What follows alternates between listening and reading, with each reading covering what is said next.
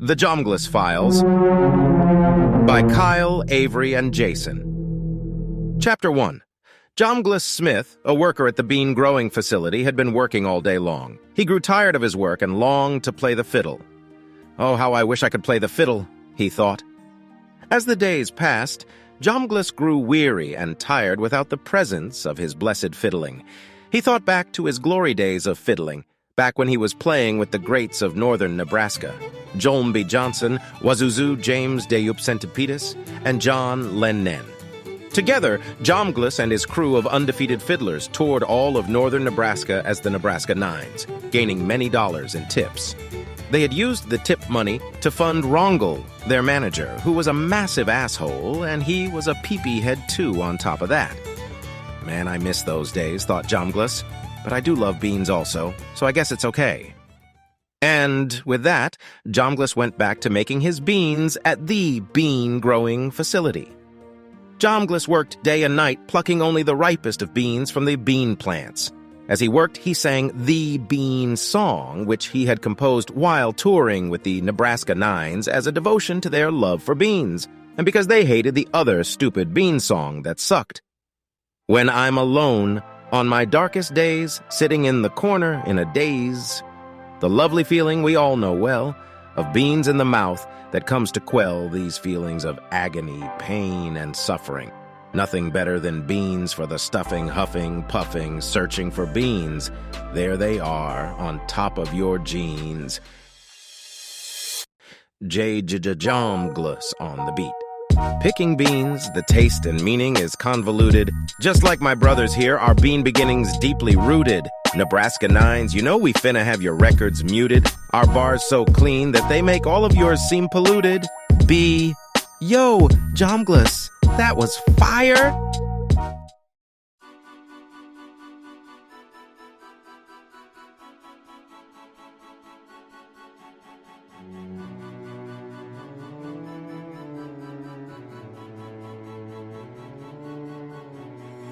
Oh, I just died in your arms tonight. It must have been something you said. I just died in your arms tonight. I just died in your arms tonight. It must have been some kind of kiss. I should have walked away. I should have walked away. Finally, the clock struck midnight and Jomglus's shift was over. When I get home, I'm going straight to bed, thought Jomglus. Alas, if only his night were that simple. Chapter 2. Upon arriving home, Jomglus reached for his signature 12:26 a.m. can of beans that he kept in the cupboard on the upper left side of his fridge in the very back left corner, but to his dismay, it wasn't there. A goblin, perhaps? A gremlin of sorts, he pondered. Perhaps Mingus has caused mischief again?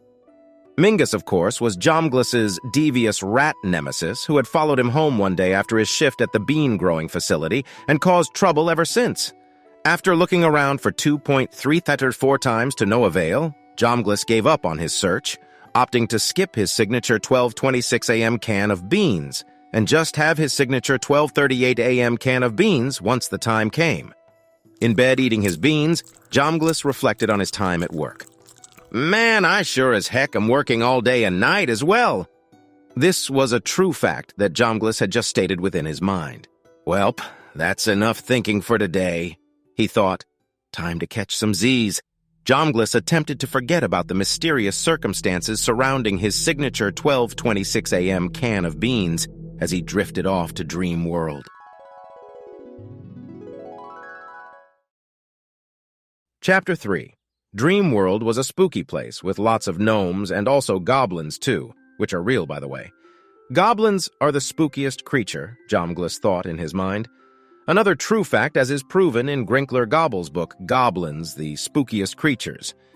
Jomglus, of course, was one of Gobble's biggest fans and had written to him many times, even going so far as to attend his goblin convention in eastern Nebraska, despite being deathly afraid of goblins and hating eastern Nebraska, so pretty much you could say he liked Grinkler Gobble.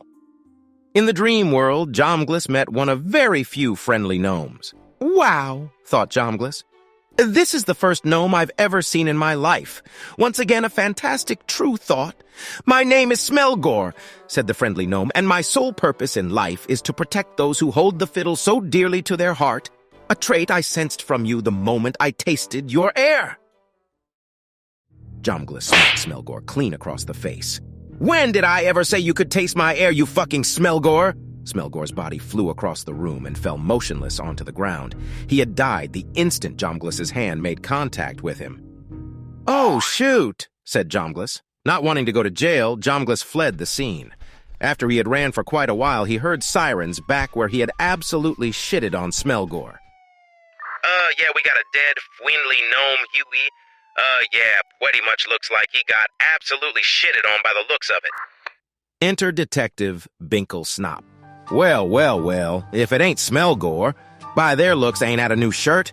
Love the red color on that thing. How's your wife been, Smelgor? Enter Officer Sergeant.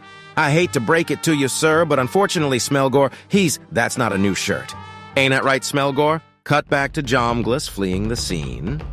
Phew, Jomglus said, as he came to a stop. Running away from those clueless coppers had given him quite the conundrum. He heard a little ruffle shuffle in the bushels of bush beside him, and became frightfully fearful. "Whomst be there?" Jomglus inquired, in a rather formal accent. "It is I, Sninkford Lopmungus, first cousin-in-law twice removed of Smelgor, king of all goblins and creator of the so-called Bejesus meter, the only way to escape Dreamworld." Jomglus was scared out of his boots by the thought of a goblin being so near. His goblin senses were tingling. But he quickly realized that this so-called Bejesus meter may be his only way of escaping going to jail. Despite his fear for goblins, Jomglus knew he needed to escape Dreamworld, and he knew the only way to do so was through the use of the so-called Bejesus meter.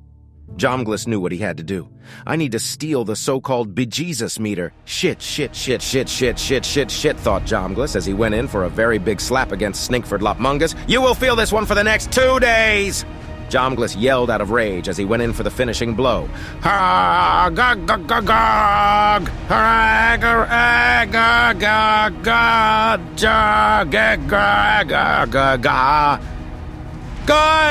No! What in the heck are you even doing? Screamed Sninkford. The hit connects. Give up way. He is dead now, thought Jomglus. Yet another factual thought. Jomglus looked out upon the evening sunset, feeling his accomplishment in battle. Although his journey through Dreamland was not yet complete, he kind of felt bad for killing both Smelgor and Sninkford. His sorrows could only be cleansed through the use of the so-called Bejesus meter, his only way out of Dreamland. Jomglus observed the so-called Bejesus meter very closely, inspecting the thingy-may-jigs and hoop-doos to make sure everything was locked into place. He pushed the big button and suffered a small heart attack. "Guh," Jomglus said. The device had worked, and the so-called Bejesus was scared out of Jomglus so much that he had escaped Dreamworld.